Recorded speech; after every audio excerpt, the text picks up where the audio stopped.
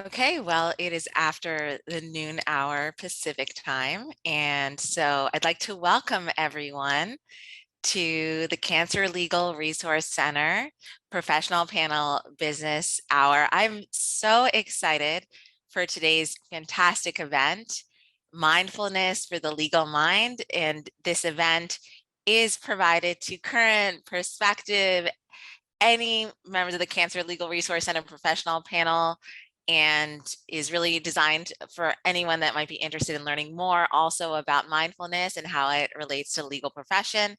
It is provided through the generosity of Judi Cohen and Warrior One. We'll hear more about Warrior One and Judi in just a moment. But first of all, the Cancer Legal Resource Center, the CLRC is the Cancer Legal Resource Center. By the way, we are recording this event, but anyone who's in the audience will not be recorded. So the Cancer Legal Resource Center the acronym is CLRC. We are a program of the Disability Rights Legal Center, which is a 501c3 nonprofit. The CLRC provides information and resources to people affected by cancer, including patients, survivors, caregivers, and healthcare professionals. Our resources are free regardless of income.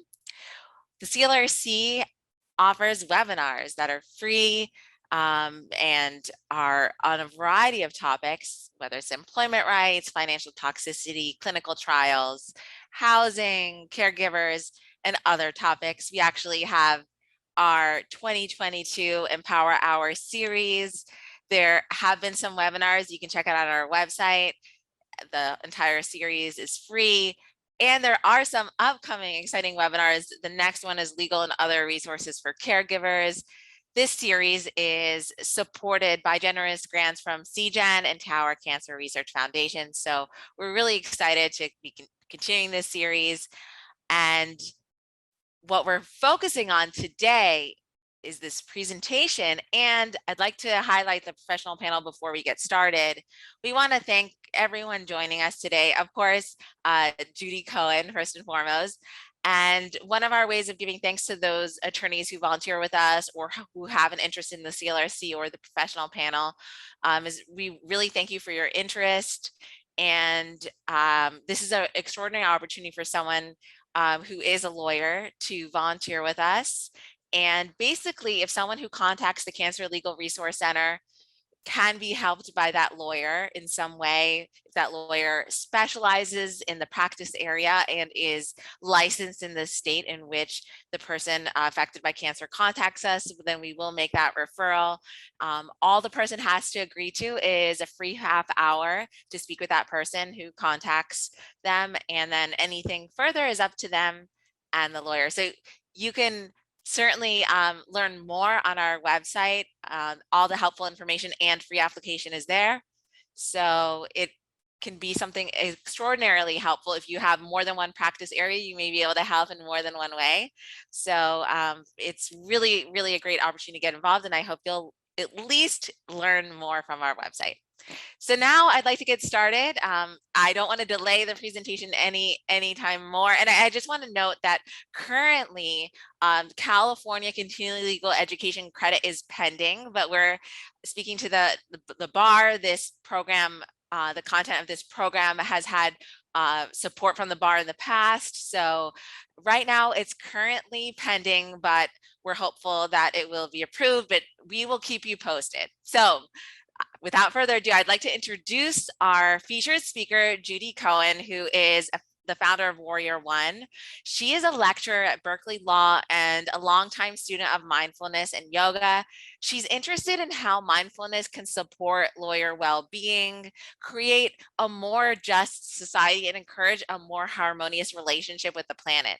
In 2010, Judi founded Warrior One, and in 2016 began the Wake Up Call for Lawyers, a weekly online mindfulness gathering and podcast. She also co-created and continues to co-lead Warrior One's biannual mindfulness in law teacher training. She's a co-facilitator of the annual Law and Social Change Jam, a product of Yes, as well as a founding board member of the Mindfulness in Law Society, where she serves as chair of the Teachers Collective and as a member of the Diversity, Equity, and Inclusion Collaborative. I have seen Judi's programs in the past. I am so excited that she's here with us today. Mindfulness, lawyer self-care, so many of these areas are crucial to any professional and certainly lawyers throughout their legal career. So I really feel that today's program is a gift that will keep on giving every lawyer, anyone that's able to learn from Judi. So we're so excited. Thank you so much. I've now going to, I think I concluded my screen share. So hopefully, Judi, you'll be able to take it away from here. And we will continue throughout the hour to make sure that you have the requisite amount of CLE qualified time, but I wanted to make sure that everyone was on the same page and recognizing how extraordinary Judi's contributions are. So I'm going to take my camera off so everybody can just fully focus on Judi and her presentation. So thanks so much for everyone for being here. Judi, take it away. Thank you, Shelley. That was really an amazing introduction. And I'm honored to be here. I know that all of you are participating in some way with Cancer Legal Resources Center, and I feel a lot of appreciation and gratitude towards you for all the help that you're providing. So it's nice to be able to give something back to all of you. If anybody would like to turn their camera on, we are a pretty small group, and it would be nice to be in kind of visual community with one another. I understand the way that this is being recorded, you won't be recorded. So just an invitation. It would be nice to be able to say hello, totally up to you. Whether you turn your camera on or not, just out of curiosity in the chat, how many people here have already got kind of a long-term mindfulness meditation practice? Maybe just put in the chat if you have a long-term mindfulness meditation practice, then put a 5 in the chat.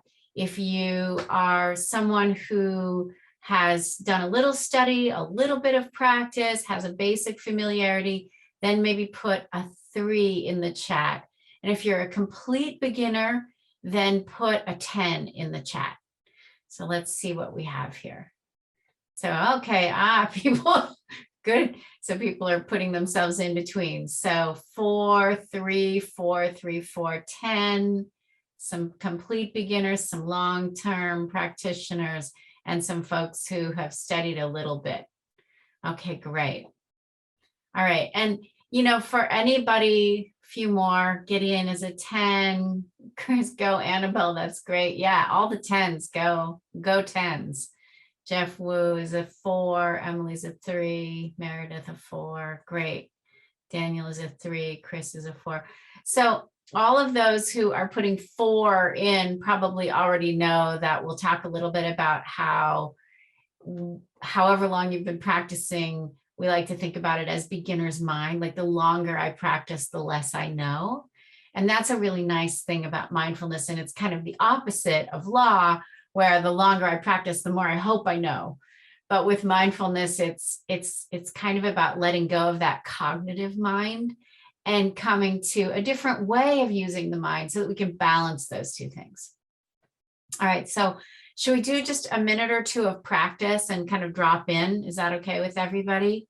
Give me a thumbs up or a Y for yes, if it's okay if we do a little bit of practice. You can use the thumbs up. Yeah, you can do it like that, or you can put the thumbs up on your, how to use the reaction tool. Go to reactions and give me a thumbs up. Okay, good. All right, I think I'm getting enough thumbs up. Thank you, Meredith. Thank you, Chris. Thanks, Vivian. All right, so let's go for it. So everybody just take a comfortable posture. First of all, be sure you're comfortable. And then also bring some dignity to your posture. So whatever that means for you, sit up straight, settle into your seat, feel the seat, feel yourself sitting in the chair, kind of feel into the moment here. You can close your eyes if that feels comfortable to you. And you may come from a meditation tradition of eyes open. That's great, whatever your tradition is. And just take a moment to feel yourself sitting in your chair if you're sitting, or standing if you're standing. Feel the body connected to the earth somewhere beneath you. You might be lucky enough to be sitting outside in a park, but if you're sitting on a chair in an office or in your home, you might be 1 or 2 or 3 or 10 or 20 stories up, but that's okay. Have an imagination of being connected to the earth.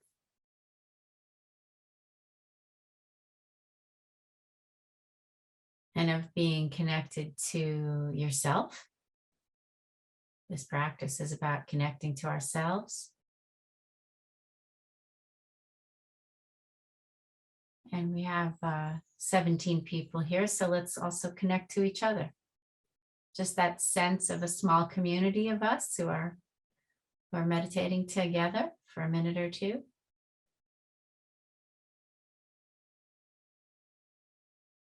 And just take 2 or 3 conscious breaths, following each one from the beginning of the in-breath all the way to the top of the in-breath.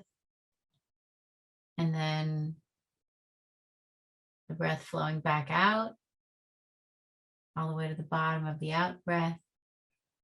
And just 2 more like that, nothing more technical or even interesting than that, just breathing.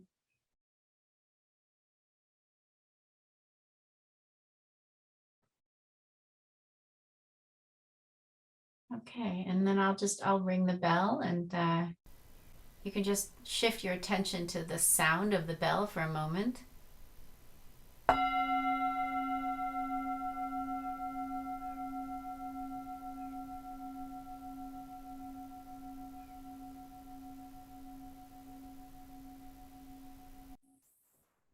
Okay, all right, so very nice to practice together for a minute or two. Yeah, settle in.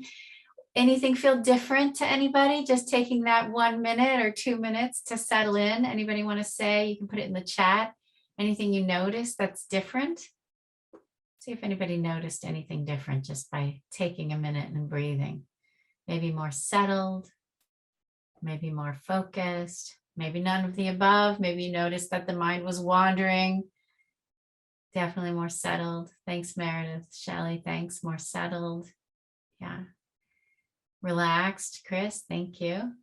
Nice. Anybody notice the wandering mind? Anybody's mind wander? More settled, but wandering some, Daniel. Yeah, absolutely. Yeah. Anybody's mind wander? Put your hand up if your mind wander. I'm going to put my hand up really high. My mind wander, right? Everybody's mind wanders. Yeah, that's just the way it is.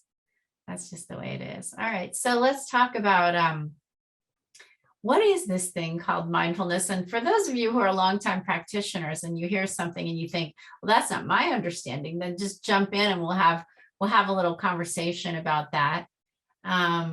Yeah, definitely have a wandering mind. All right. Well, let me give us a little bit of a PowerPoint here just so that we can have a minute or two to take a look at that. But first of all, I'm going to, hold on a second. Oh, I've got that thing going on where my cursor doesn't cooperate. So we'll just do it this way. So let's talk about law for a minute before we talk about mindfulness, because I think it's kind of important to have a kind of a frank conversation, if you will, about how it is to practice law. And in all these years of studying and practicing mindfulness and also being a lawyer and also being a law professor, I've been really interested in looking at like what is going on for us in particular, because you look at different professions and everybody has their own issues and everybody has their sort of structure that they work within. And I'm talking about just the structure of the law itself. I'm not talking about the bigger systems yet. Maybe we'll talk about that a little bit later. But I think that there are 4 things that are going on. There's many more than 4 things, but there's sort of 4 buckets, if you will. And the first one is the volume of work that we are invited to handle. And yeah, maybe if, I guess, you're a young intern practicing medicine, you're also invited to handle that volume of work. But the thing is that the longer we practice, the more we are invited to do. And there's a lot of, at least in my experience, a lot of pressure to take on more, to always say yes. If somebody is handing you assignments, the correct answer, if they ask you if you can handle one more thing, is always yes. And then here you all are. This is also something that you volunteer for, right? So you're contributing, and we do that too, right? Because we have this special skill set and we're good at what we do. And so we also contribute to our communities.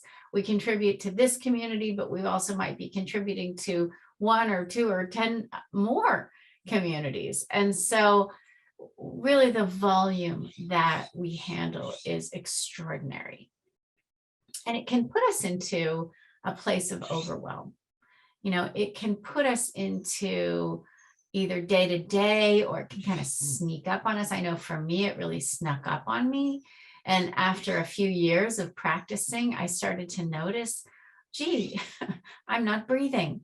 I'm not running as much as I used to run. I'm not making time for lunch. My lunch is right here in front of me and on my desk every day, right? Some of you may be eating lunch right now because, it's like, this is a good time. Sometimes I would find myself eating breakfast and lunch at my desk.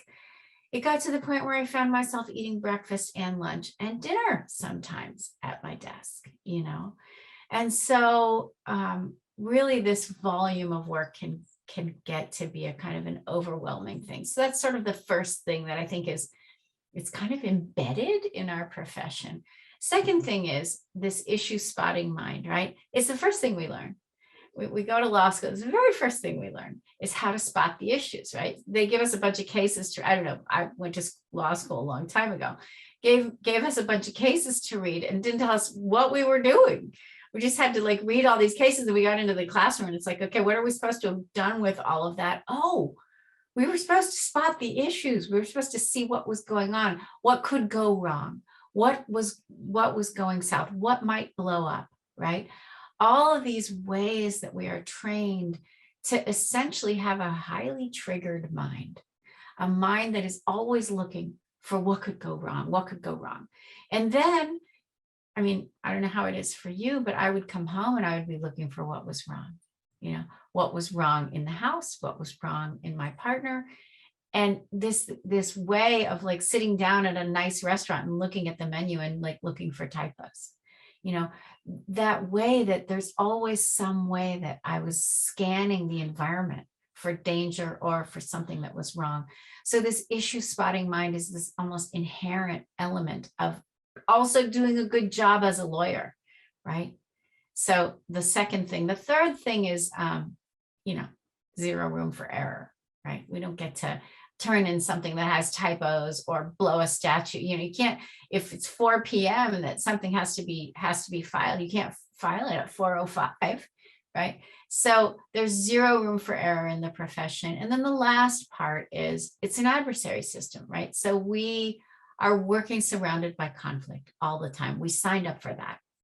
One woman who wrote an article about her husband who had died of an overdose of prescription medication. He was a Wilson Sonsini attorney. Some of you may have heard this story, this very sad story, said that for him, it was like being a surgeon in the operating room, but there were 2 surgeons and one was trying to save the patient and the other was trying to kill them. And that's what it's like to work in this adversary system all the time, right? So if any of that resonates at all for you, put a thumbs up or a thumbs down in your chat, in the chat, or on your screen. Can you relate to this? It's kind of intense to be a lawyer, right? And yet all of these qualities of mind, if you want to call them that, if you'll go with me and let's call them that, we have to be good at them, right? So the question is not, how do we completely change the profession so these things aren't happening? Maybe somewhere down the line, but that's not, let's be real. Let's just be with what we have today. It really, the question is, how can we see what's going on?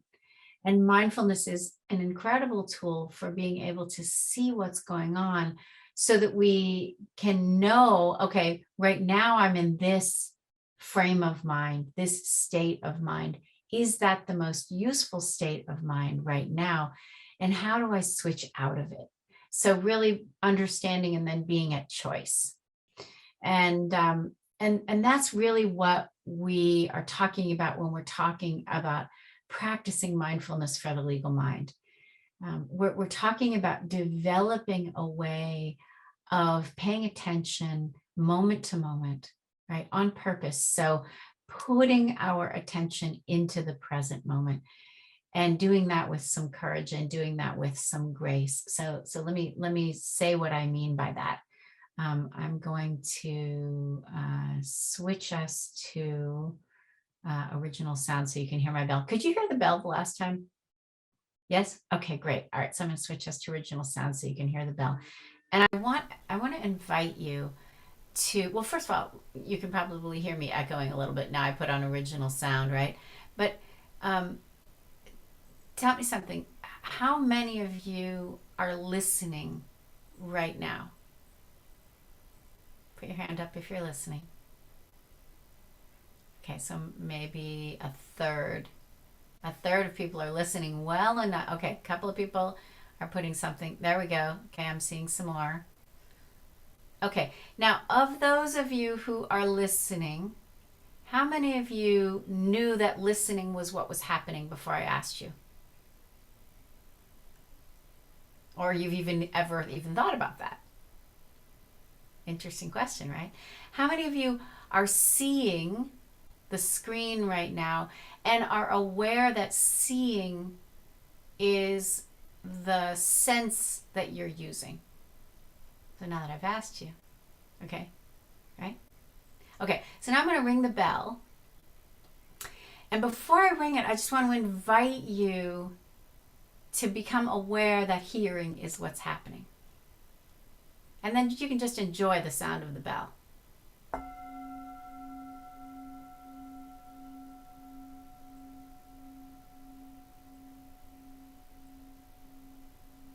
Okay. All right.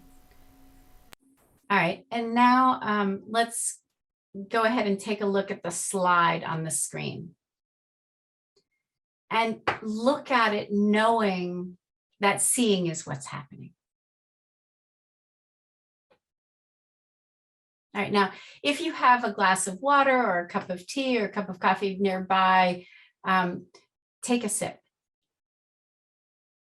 Pretty much everybody will have some kind of liquid around them. Yeah, take a sip. All right. Now, before you did that, did anybody consider thinking about what sense you were going to use? Taste? Okay, Chris did. Awesome. Meredith did. Okay. All right. Now do it again. And before you do it, think about, oh, I'm about to taste, and then taste.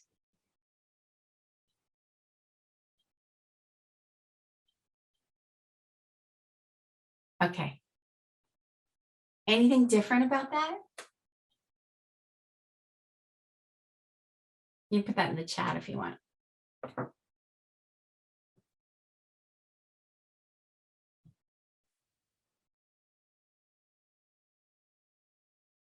What do you notice? What do you notice if you intentionally place your attention?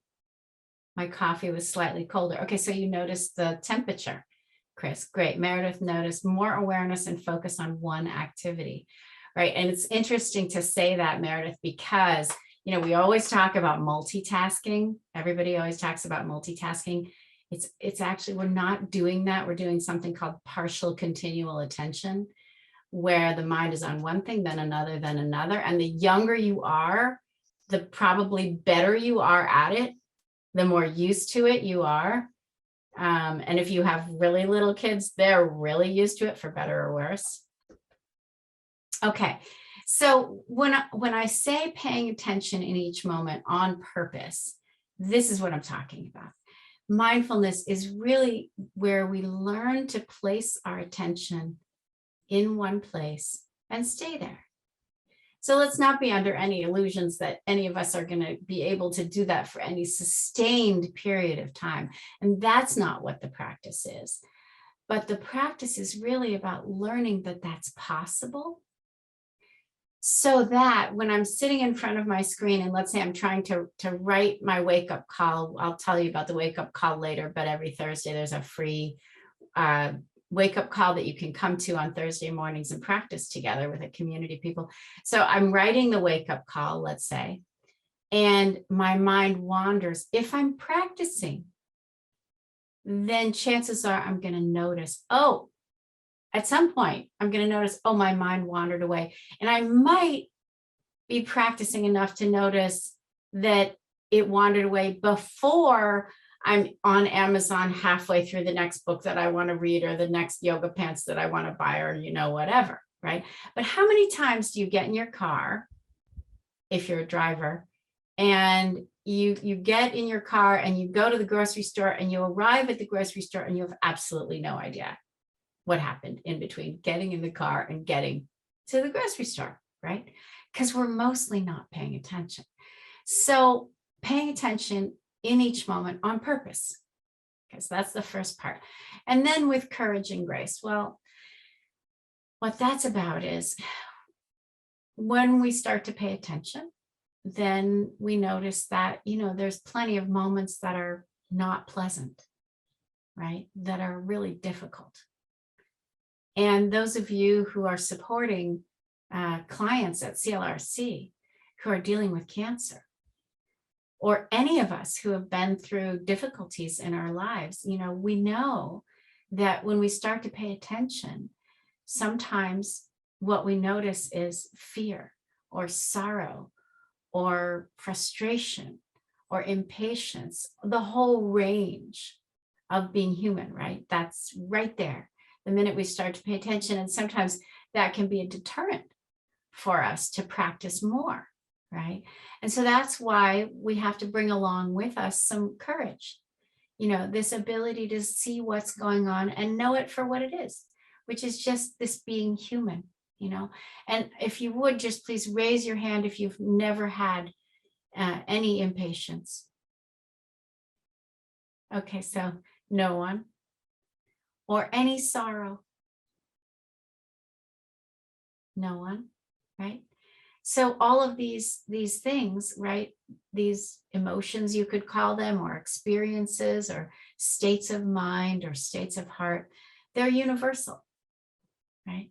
And part of mindfulness is about learning to pay attention in each moment on purpose, even with the difficult stuff, because it's part of being human.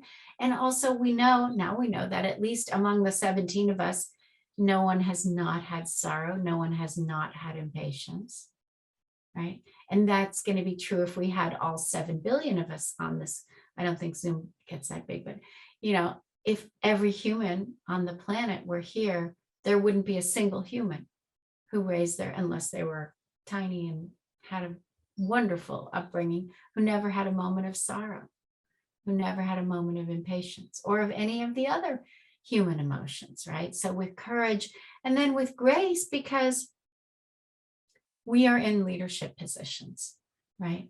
So every lawyer not only takes on all of that busyness, not only takes on the battles, not only takes on the ability to see what's going wrong and to understand it, not only takes on that unfortunate level of perfectionism that we need in order to do a good job, but also takes on a leadership role. People call you probably all the time and say, could you help with this? Could you help with that, right?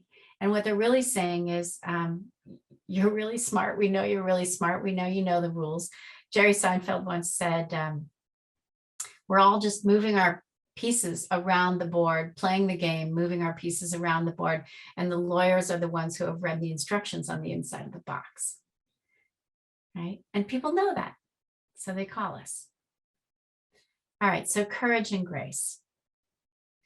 So Suzuki Roshi, who founded San Francisco Zen Center and is really one of the very first uh, people to come from the East to bring mindfulness to the West, talks about the beginner's mind. And that's why I asked us to put, 4 and 5 and 2 and 3 and 10 in the chat. Is it's kind of a trick question, because the longer we've been practicing, the more open our mind becomes to the possibility that we don't really know what's going to happen in the next moment, right?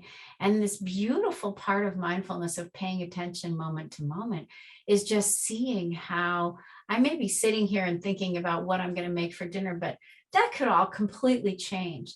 And that's just on a very minor level, right? Somebody could call, they're not coming, we're having a little birthday party, something could change. Somebody doesn't like this. Oh, somebody can't eat that. So all of the ways that I think that I know what's going to happen, or you think that you know what's going to happen in a courtroom, or you think that you know what's going to happen when you pick up the phone to negotiate something with somebody, those are just thoughts that we have, right? And so if we can keep our minds open in what Suzuki Roshi called beginner's mind, that kind of not knowing, right, place, then we have this level of open-mindedness that can be incredibly useful for lawyering. Okay, I always like to use this slide. And if you want to take a snapshot of it, I think also Shelley's going to post this, and you're welcome to post the deck as well. But there are so many benefits of mindfulness. We used to have, 5 or 10 studies a year, and now we've got like thousands of studies a year. And there's this whole field called contemplative neuroscience, and young people are going into it for PhD work. And there's some things that we know. We know that mindfulness practice clarifies the mind, makes it more focused, helps us to sustain our attention. And I'm going to talk about the how in a minute. Decreases mind wandering, which makes us happier. Whole study on decreased mind wandering done at Harvard. And basically what they did is they gave people an app, and then they pinged them throughout the day, and they asked them 3 questions. What are you doing? Are you paying attention? And are you happy? And without exception, people were happier when they were paying attention, even if they were sitting in the worst traffic possible on the 405. It didn't matter what they were doing or how awful it was. If they were paying attention, they were happier than if they were not paying attention. Less reactivity, reduced stress, so less activation in the mind, even though we're spotting the issues all the time, right? Lowered depression rates, lowered anxiety rates, better immune, reduced level of response to pain. Very interesting study where they did a study of people actually in physical pain, not like torture or anything like that, and the people had a greater resilience to small amounts of pain who were practicing mindfulness, and greater resilience altogether. And then just more happiness, more skillful approach to difficult emotions, more patience, curiosity, kindness, all the good stuff.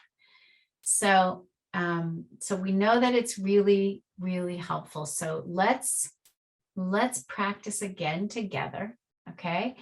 And this time I'm gonna sort of pull back the curtain a little bit and talk you through what we're doing while we're practicing, okay?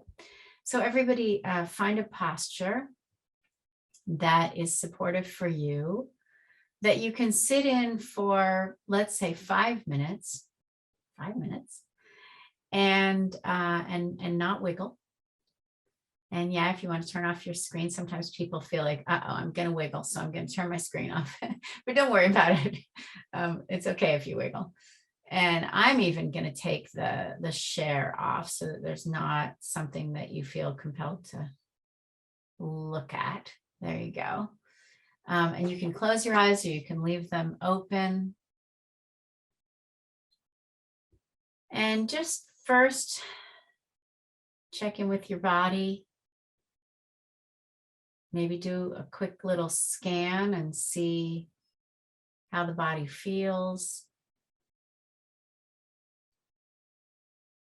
Maybe starting at the head and letting the attention flow down through the body, almost like water flowing over the body, like in a warm shower, just letting the body relax.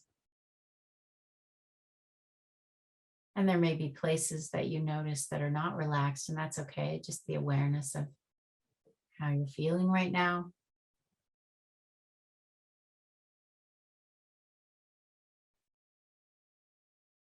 And then bringing the attention intentionally to the breath, and beginning with the bottom of an in-breath, following the breath all the way to the top of the in-breath. And there's a little pause often at the top of the in-breath, and then the way that the breath flows back out of the body, the actual sensation of the breath. And then a little pause at the bottom of the out breath, but notice there's no instruction needed. The body will just breathe again. Take another breath.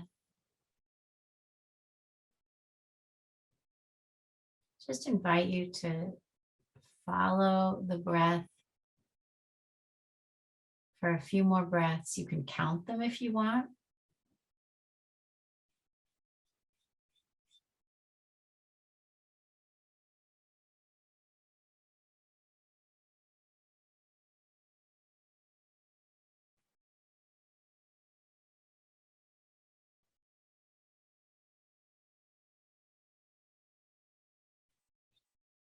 And notice if the mind begins to wander, and if it does, come on back to the breath. Just a gentle reminder to yourself, oh, I'm meditating, come on back to the breath. Planning can happen later. Thinking can happen later.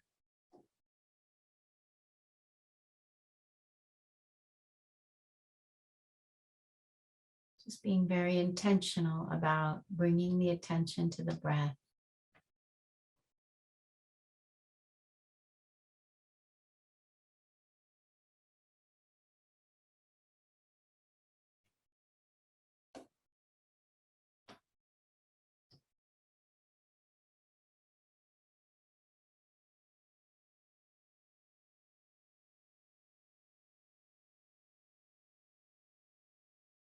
And if mind wandering starts to happen again, just come on back. And the attitude is really important. So can you do that with kindness, or even more than kindness? Can you do it with kind of amusement, almost like, oh, there's that wandering mind again, and then come on back.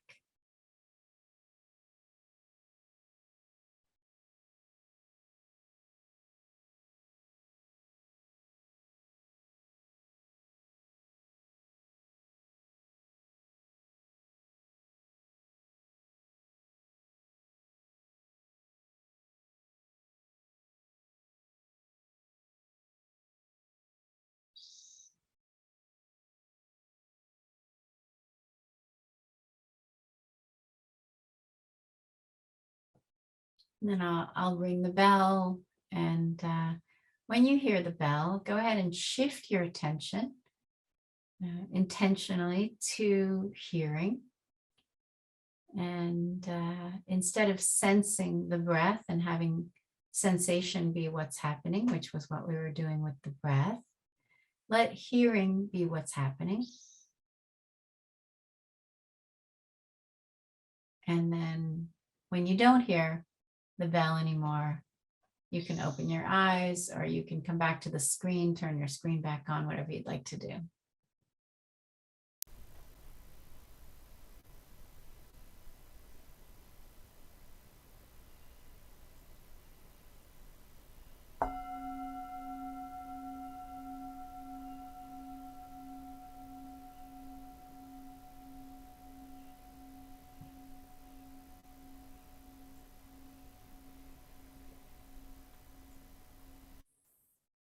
Okay, so Chris, thank you for that note. Did not hear the bell. And I have a question, because a lot of times I can say what happens for me is that when I know that the bell is about to ring, I notice that I'm kind of reaching for it with my ears, like, when's that bell going to ring? A kind of anticipation. Was that maybe happening for you when you were like, oh, I didn't hear the bell. Where's the bell?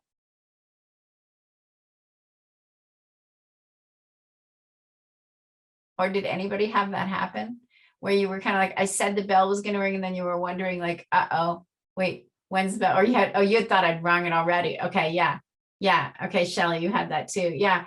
It's a very interesting thing when often this happens to me, if I'm paying attention, is that I'm paying attention, but I'm anticipating the next moment. Right. And that's just what we do as humans, right? And so, and that's not what you were doing, Chris, because you thought it had already rung and you had missed it. But so, like, a lot of times, instead of being in the present moment, or your mind might have wandered, right? Yeah. Instead of being in the present moment, I'm already in the future. I'm reaching for the future, or I've wandered and I thought, oh, I missed something, or I did miss something, right? So this practice, this small amount of practice, we did 5 minutes of practice. We should have done 6, right? Point one. I usually do 6. I forgot about doing that. But, it's a small amount of practice. And what are we doing? Anybody want to take a guess or articulate what we're doing with that practice? Like what we're trying to do? Anybody want to give it a shot? What are we trying? It's a training. It's a training. It's very simple. It's very obvious. So it's not like you can get this wrong or anything. We're just doing this training of paying attention in the present moment. And did you notice how when I said, oh, the mind might be wandering, come on back? It's actually a function of the mind. If we don't train the mind to do that, then it's got a mind of its own, right? The mind has a mind of its own. It's like it's doing its thing. It's going to think about this, and then something comes into my line of sight. I live way out in the country. So like, I don't know, a deer will walk by and I'll be like, oh, a deer just walked by. And I've completely lost my train of thought, right? Or I'm looking at my screen and then I remember something that I have to do. So then I go to some papers on my desk and I've just lost my train of thought, right? And if we look at the research, they say it takes 7 minutes to get back to what we were doing, right? That seems to me like a ridiculously long period of time, kind of a scary long period of time, right? If that's happening all the time, basically means I'm getting nothing done because I'm working for 2 or 3 minutes, my mind wanders off, and then there's another 7 minutes. So for every 10 minutes, I'm getting like 3 minutes of work done, right? So the utility of this practice of training the mind to notice that it has wandered off, and come back, right? So that's the first big training in mindfulness. And in terms of the sort of the bigger picture of that kindness that I was talking about, we want our attention to be relaxed. We don't want that kind of like, oh, I'm paying attention to my breath. Oh, and by the way, the breath is just an anchor, right? You could pay attention to sound, like you could be playing some non-vocal music and focus on sound. If that's a way to meditate, that's useful for you.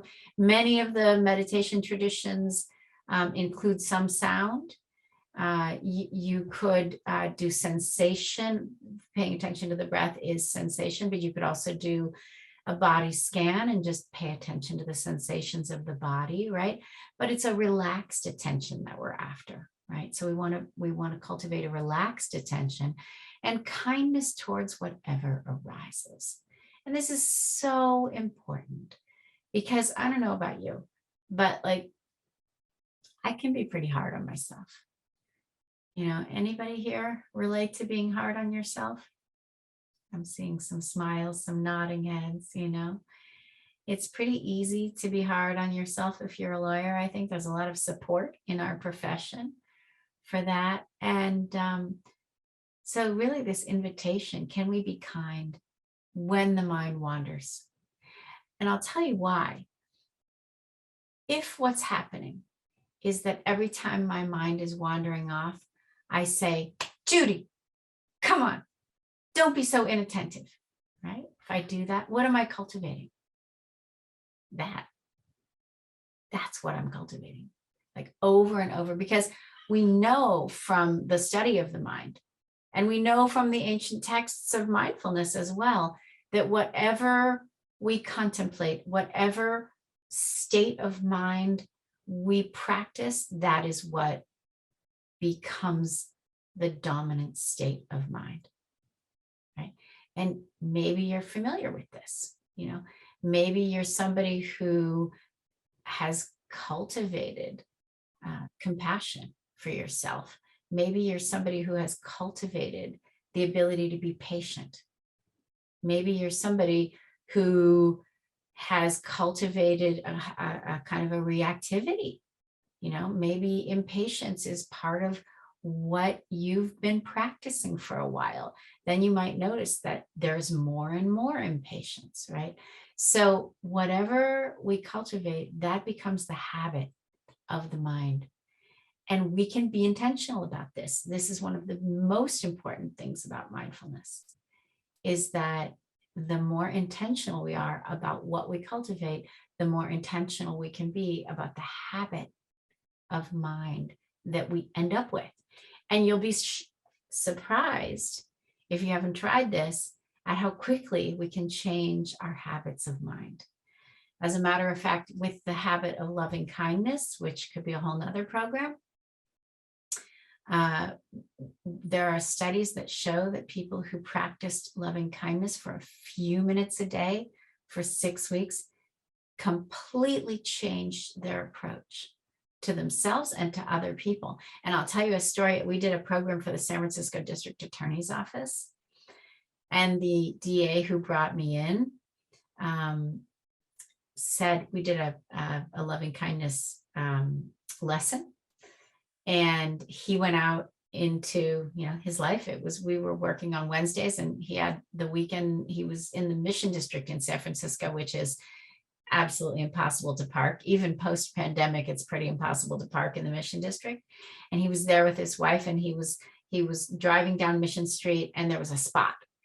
And so he got really excited, and he did what he was supposed to do, which is to pull up ahead of it. And somebody came up from behind and swooped in and took it. And he just automatically looked over his right shoulder and said, have a great night, and drove off. And his wife was like, hello, what are you doing?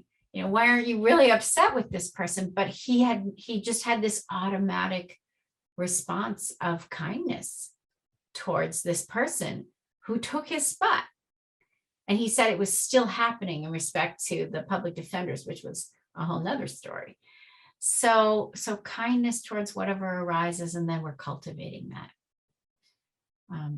So we have a portable practice, if that's a formal practice that you want to engage in for a few minutes every day, maybe 0.1, right? Because we're all wasting 0.1 already, right? So use it.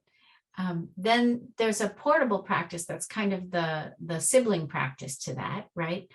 And it's called stop.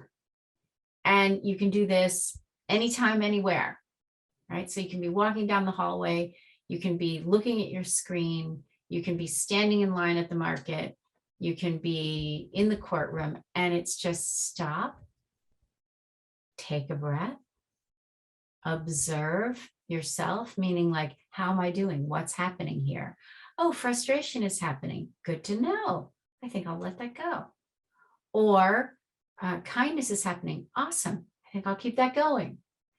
Observe others. What's happening with that person? Oh, okay. That person is impatient. All right. Now it's good to know that, right? It's good to know that because I have to interact with them, and observe the situation gee, I walked into this room and it felt like there was something really heavy happening in here. People seem like they're mad at each other or there's something going on. Okay, good to know. Rather than just sort of barreling in and picking up that atmosphere, but not knowing that that's what's going on, right? So observe, then proceed, right? And this is very fast. If you try it a few times, you'll see, oh, this happens really fast. This is really useful. I think, I hope it'll be useful, right? And one of the ways that I try and remember to do it is I think about, like, I put my foot over the threshold of whatever door I'm walking through. Oh, stop. And this is an internal stop, right? Or could be a physical stop, like stop, take a breath. And no one needs to see you doing it. I mean, this is a secret practice, right? But it's a portable practice. And this is just another form of mindfulness. So this is portable mindfulness. Okay, so that's a lot. Let me ask what questions are up. And hold on a second, because I'm having that weird thing with my cursor again. Okay, got it. So questions. Yes, thank you. Hopefully many will view the recording. Absolutely, I hope so too. Any questions so far?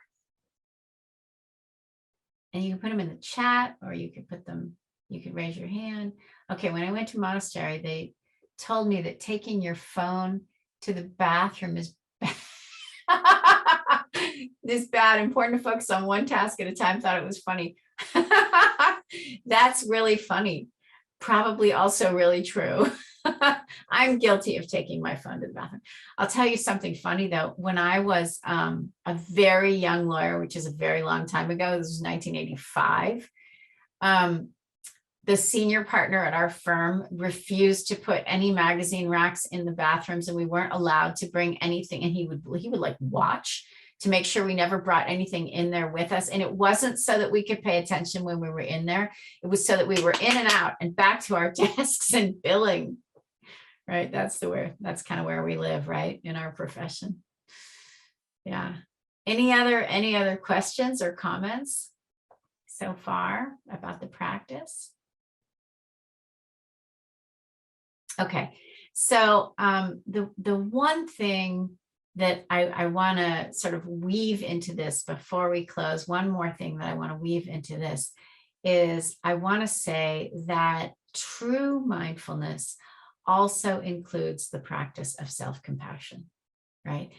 Especially in the law, that it's really important to take those moments and remember, oh, this is hard.